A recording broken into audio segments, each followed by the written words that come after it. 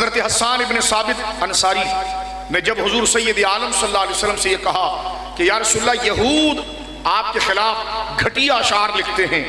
ہجو کرتے ہیں، تو میں قریش آپ کے خلاف ہجو کرتے ہیں، گھٹیا اشعار کہتے ہیں، اور ان اشعار میں آپ کے خلاف ہلکے الفاظ لاتے ہیں اور غلط استعارے لاتے ہیں، تو یا رسول اللہ مجھے اجازت دیجئے کہ میں قریش کے رد پر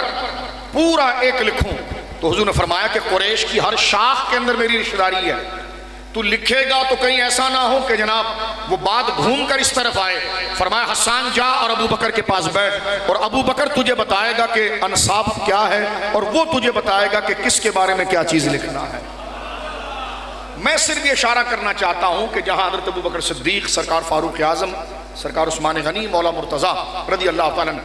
پھر ان کے تلامذہ میں یعنی کتنی پذیرائی ہے دین کے اندر طالب علم کی اور علماء کی۔ میں نے آپ کے سامنے عرض کیا کہ حضرت عبداللہ ابن عباس یہ حضرت فاروق اعظم کے شاگرد ہیں اور حضرت مولا کائنات کے شاگرد ہیں، لیکن اللہ نے ان کو حافظہ، سمجھ اور دانائی، مسئلے کو سمجھنے میں کمال عطا فرمایا تھا کہ حضرت فاروق اعظم رضی اللہ تعالیٰ عنہ باقاعدہ اپنی مجلس میں ان کو چھوٹی عمر ہونے کے باوجود سب سے آگے بٹھاتے تھے اور فرماتے تھے کہ یہ نوجوانوں میں بوڑھا ہے، یعنی جو تم آخری عمر میں جو مسئلہ سمجھ سکتے ہو اللہ نے سمجھنے کی توفیق اس کو عطا فرمائی۔ تو دیکھیں قدر کس اعتبار سے، علم کے اعتبار سے۔ ایک بات میں قاضی اعظم علیہ رحمت کی آپ کی خدمت میں مزید عرض کرتا ہوں۔ حضرت عبداللہ ابن عباس کے شاگردوں، استاذوں میں جہاں فاروق اعظم ہیں، جہاں مولا علی ہیں، وہیں حضرت زید بن ثابت بھی ہیں رضی اللہ تعالیٰ۔ حضرت زید بن ثابت بھی حضرت عبداللہ ابن عباس کے استاذوں میں سے ہے۔ قاضی اعظم علیہ رحمت نے یہ مسئلہ لکھا ہے کہ حضرت زید بن ثابت رضی اللہ عنہ نے ایک نماز جنازہ پڑھایا، اور وہ زمانہ ظاہر سی بات ہے جس طرح کہ آپ اپنی کار، گاڑی، موٹر سائیکل باہر پارکنگ میں پارک کرتے ہیں اور اس کے بعد جہاں آپ کو جانا ہوتا ہے آپ جاتے ہیں، تو میں آہستہ آہستہ اس لیے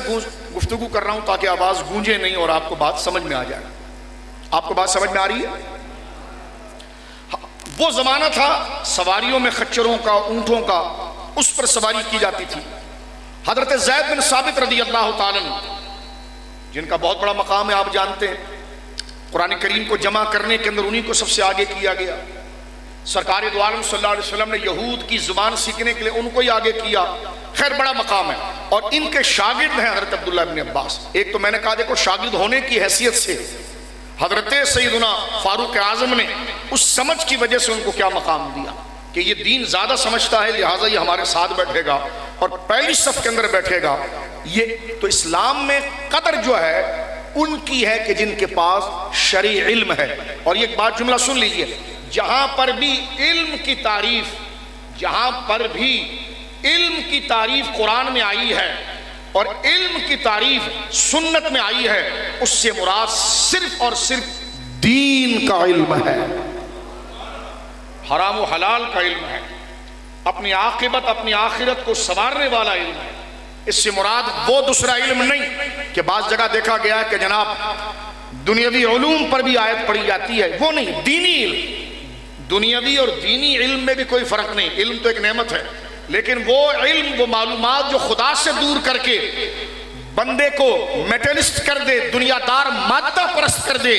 وہ دنیا کا علم ہے، اور جو علم اسے خدا کا عارف بنا دے اور آخرت شناسہ بنا دے وہ دین کا علم ہے، اور اس کا مرکز جو ہے وہ قرآن ہے اور رسول کریم کی سنت ہے۔ مختصر یہ کہ حضرت زید بن ثابت نے اپنی سواری باہر باندھی اور باندھ کر آپ نماز جنازہ پڑھانے آئے۔ پیچھے نماز حضرت عبداللہ ابن عباس نے بھی پڑھی جو اہل بیت میں سے ہیں۔ اب جب نماز سے فارغ ہوئے تو کیا دیکھتے ہیں کہ حضرت زید بن ثابت رضی اللہ عنہ کی سواری کی نکیل اور اس کی رسی کو پکڑ کر حضرت عبداللہ ابن عباس آ رہے ہیں، اور آ کر انہوں نے اپنے استاذ محترم جو اہل بیت میں سے نہیں ہیں، خون رسول سے ان کا تعلق نہیں ہے لیکن یہ اہل بیت میں سے ہیں، انہوں نے سواری کی رسی پکڑی اور لا کر اپنے استاد کے سامنے رکھی اور کہا حضور آپ بیٹھیں۔ تو آپ نے فرمایا یہ تم نے کیا کر دیا؟ فرمایا ہا قضا امرنا بے علمائنا، فرمایا ہم اہل بیت اور ہم حضور کے خاندان والے، ان کو یہی ادب اور یہی حکم علماء کے بارے میں دیا گیا ہے۔ تو آگے بڑھ کر حضرت زید بن ثابت نے اپنے شاگرد حضرت عبداللہ ابن عباس کا ہاتھ چوم لیا اور فرمایا ہاکذا امرنا باہل بیت نبینا صلی اللہ علیہ وسلم، اور ہمیں اپنے رسول کے خاندان کے ادب کے حوالے سے شریعت کے حکم